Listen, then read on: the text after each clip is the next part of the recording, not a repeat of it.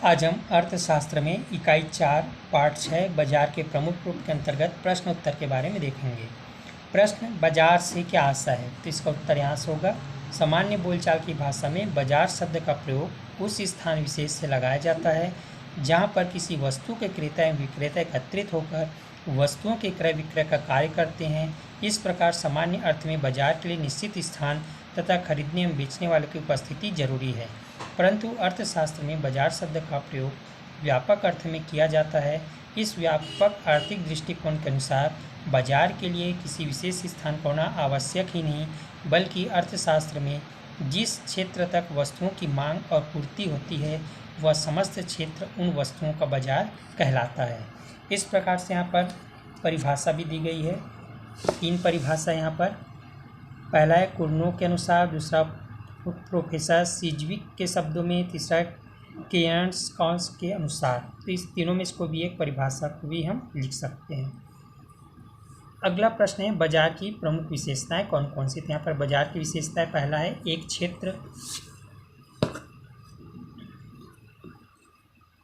दूसरा है एक वस्तु, क्रेता विक्रेता, स्वतंत्र प्रतियोगिता, एक मूल्य। यहाँ पर ये पूरा 5 पॉइंट दिए, इसका उत्तर होगा।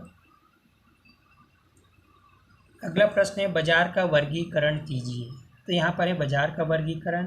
पहला, क्षेत्र के आधार पर 4 प्रकार हैं, समय के आधार पर 4 प्रकार हैं, प्रतियोगिता के आधार पर 3 प्रकार हैं, कार्य के आधार पर 4 प्रकार हैं, वैधानिकता के आधार पर 2 है और वस्तुओं के आधार पर 3 प्रकार हैं।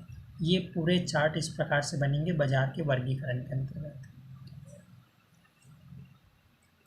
अगला प्रश्न है स्थानीय बाजार से क्या आशय है? तो ये इसका उत्तर होगा स्थानीय बाजार का अर्थ, यहाँ से लेकर के यहाँ तक।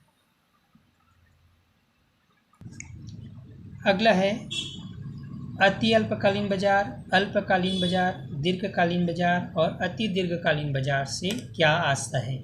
या निम्न को संक्षिप्त में समझाइए। अति अल्पकालीन बाजार, अल्पकालीन बाजार, दीर्घकालीन बाजार या अति दीर्घकालीन बाजार। ये दोनों प्रश्न का उत्तर यहाँ पर दिया हुआ है। 4 पॉइंट दिए हुए, ये चारों इसका उत्तर होगा पूरा।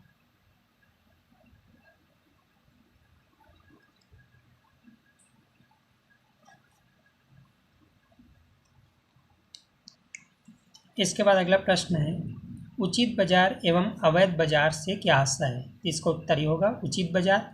जब किसी बाजार में वस्तुओं का क्रय विक्रय सरकारी हस्तक्षेप से किया जाता है और उपभोक्ताओं को वस्तुएं उचित कीमत पर मिल जाती है तो उसे उचित बाजार कहा जाता है। अवैध बाजार, जब किसी वस्तु का क्रय विक्रय सरकार द्वारा निर्धारित कीमत से कम या अधिक होता है तब उस बाजार को अवैध बाजार कहा जाता है। ये इसका उत्तर होगा। अगला प्रश्न, पूर्ण प्रतियोगिता से क्या आशय है? इसकी प्रमुख विशेषताएं लिखिए या इसकी प्रमुख दशाएं बताइए। तो अब पूर्ण प्रतियोगिता का अर्थ ये हुआ और पूर्ण प्रतियोगिता की दशाएं या विशेषताएं यहाँ पर दिया हुआ है। पहला है क्रेताओं विक्रेताओं की बाजार में अधिक संख्या, दूसरा वस्तुओं का समरूप होना, तीसरा फर्मों का स्वतंत्र प्रवेश तथा बहिर्गमन, चौथा क्रेताओं विक्रेताओं को बाजार का पूर्ण ज्ञान, पाँचवा उत्पत्ति के साधनों में पूर्ण गतिशीलता, छठवां विक्रय एवं परिवहन लागतों का अभाव, सातवां समान मूल्य नीति, नंबर 8 प्रतिबंधों का अभाव। तो ये इसका उत्तर होगा। पूर्ण प्रतियोगिता से क्या आशय है? यहाँ पर ये इसका उत्तर है और इसकी प्रमुख दशाएं विशेषताएं लिखिए। तो यहाँ पर ये इसका उत्तर होगा। पूरा 8 पॉइंट दिया हुआ है।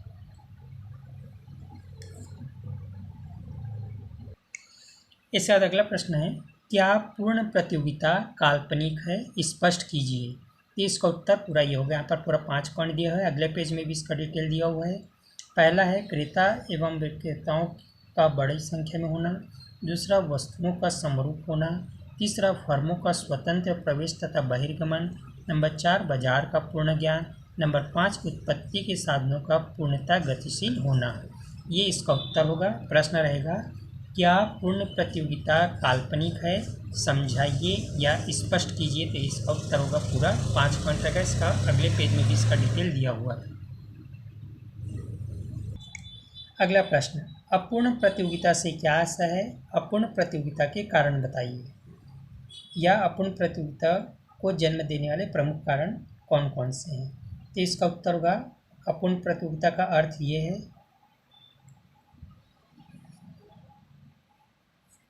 और अपूर्ण प्रतियोगिता के कारण यहाँ पर पूरा 6 पॉइंट दिया है।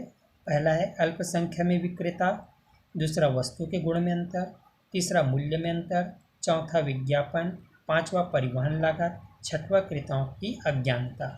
ये इसका पूरा उत्तर होगा।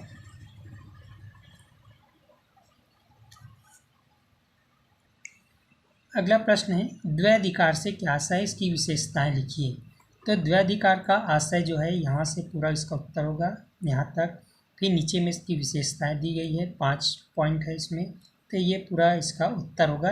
द्वैधिकार से क्या आशय है, इसकी प्रमुख विशेषताएं लिखिए। इसका उत्तर यहाँ से लेकर के यहाँ तक होगा। अगला प्रश्न है अल्पाधिकार से क्या आशय है। तो यहाँ पर अल्पाधिकार दिया हुआ पॉइंट, ये इसका उत्तर होगा यहाँ तक। कोई भी एक परिभाषा यहाँ पर लिख सकते हैं, मेयर्स के अनुसार भी है, श्रीमती जॉन रॉबिन्सन के अनुसार भी है। तो ये अर्थ लिखने के बाद कोई भी एक परिभाषा यहाँ पर लिखना। इसका अगला प्रश्न है एकाधिकारी प्रतियोगिता से क्या आशय है, इसकी विशेषताएं लिखिए। तो एकाधिकारी प्रतियोगिता से क्या आशय है, इसका आशय अर्थ यहाँ पर दिया हुआ है पूरा। इसकी विशेषताएं नीचे दी गई है, 6 पॉइंट है। पहला है विक्रेताओं की संख्या का अधिक होना, दूसरा निकट स्थानापन्न, तीसरा उत्पादन विभेद, चौथा फर्मों का स्वतंत्र प्रवेश व बहिर्गमन, पांचवा प्रत्येक फर्म कीमत निर्धारक होती है, छठवां गैर मूल्य प्रतियोगिता। ये इसका उत्तर होगा। एकाधिकारी प्रतियोगिता से क्या आशय है और इसकी विशेषताएं लिखिए। तो अर्थ ये हो गया और विशेषता ये हुआ। फिर है एकाधिकार बाजार से क्या आशय है, तो इसका उत्तर ये होगा।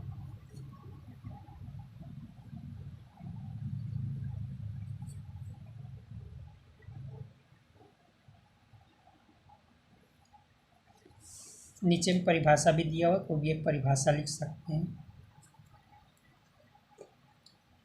फिर अगला प्रश्न है एकाधिकार की विशेषताएं बताइए। तो एकाधिकार की विशेषता यहाँ पर नीचे दिया हुआ है, 4 पॉइंट यहाँ दिया है। अगले पेज में इसका बाकी पॉइंट दिए हुए हैं। जैसे यहाँ पर टोटल दिया हुआ है 9 पॉइंट एकाधिकार की विशेषता। पहला है एक ही निर्माता या विक्रेता, दूसरा पूर्ति पर नियंत्रण, तीसरा निकट स्थान पर वस्तु नहीं, चौथा कीमत पर नियंत्रण, पांचवा नई फर्मों का प्रवेश नहीं, छठवां कीमत विभेद, सातवां मांग किलो शून्य, आठवां कोई भी फर्म या संस्था नहीं, नंबर 9 फर्म या उद्योग एक ही। तो इसका उत्तर होगा एकाधिकार की विशेषताएं क्या है।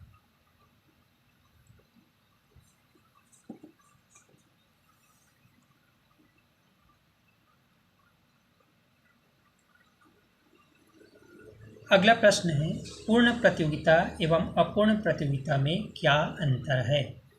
पूर्ण प्रतियोगिता एवं अपूर्ण प्रतियोगिता में क्या अंतर है, इसका उत्तर यहाँ पर दिया हुआ है। पूरा 9 पॉइंट है अंतर में, ये इसका उत्तर होगा। पूर्ण प्रतियोगिता और अपूर्ण प्रतियोगिता में अंतर। फिर अगला प्रश्न है पूर्ण प्रतियोगिता एवं एकाधिकारात्मक प्रतियोगिता में अंतर बताइए। तो ये इसका उत्तर दिया हुआ इसके नीचे से, पूर्ण प्रतियोगिता और एकाधिकारात्मक प्रतियोगिता में अंतर। इसका शेष अंतर अगले पेज में है, पेज नंबर 140 में शेष अंतर ये है। उसके बाद फिर अगला प्रश्न है पूर्ण प्रतियोगिता एवं एकाधिकार में क्या अंतर है। पूर्ण प्रतियोगिता एवं एकाधिकार में क्या अंतर है, तो इसका उत्तर ये होगा। पूरा 8 पॉइंट दिया हुआ है, ये इसका उत्तर होगा। पूर्ण प्रतियोगिता और एकाधिकार में अंतर।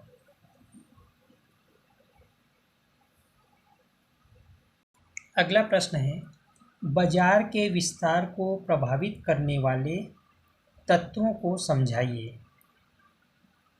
तो बाजार के विस्तार को प्रभावित करने वाले तत्व जो है वो यहाँ पर दिया हुआ है। 2 भागों में बांटा गया है, वस्तु की विशेषता या देश की आंतरिक स्थिति। तो इसमें प्रश्न हो सकता है बाजार के विस्तार को प्रभावित करने वाले वस्तु के गुण या विशेषताओं के आधार पर बताइए।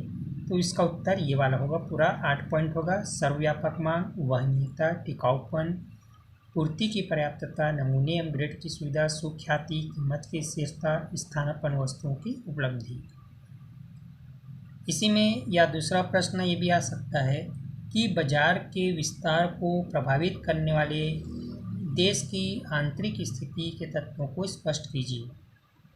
या बाजार के विस्तार को प्रभावित करने वाले तत्व देश की आंतरिक स्थिति कैसे कर सकते। तो इसका उत्तर ये होगा, पहला परिवहन एवं संचार के साधन, श्रम का विभाजन, सुदृढ़ बैंकिंग प्रणाली, सरकारी नीति, व्यापार का वैज्ञानिक तरीका, शांति एवं सुरक्षा, व्यापारियों की ईमानदारी, व्यापार की स्थिति। तो ये प्रश्न का उत्तर होगा बाजार के विस्तार को प्रभावित करने वाले तत्व। वस्तु के गुण के आधार पर बताइए या देश की आंतरिक स्थिति के आधार पर बताइए। तो दोनों में से जो भी प्रश्न रहेगा उसका उत्तर ये होगा। यदि बाजार के विस्तार को प्रभावित करने वाले तत्व वस्तु के गुण या विशेषता के आधार पर बताइए बोलेगा तो इसका उत्तर ये पूरा 8 पॉइंट होगा। यदि बाजार के विस्तार को प्रभावित करने वाले तत्व देश की आंतरिक स्थिति के आधार पर बताइए बोलेगा तो इसका उत्तर ये पूरा 8 पॉइंट होगा। तो दोनों में से जो भी प्रश्न रहेगा उसका उत्तर इस प्रकार से बनाना है।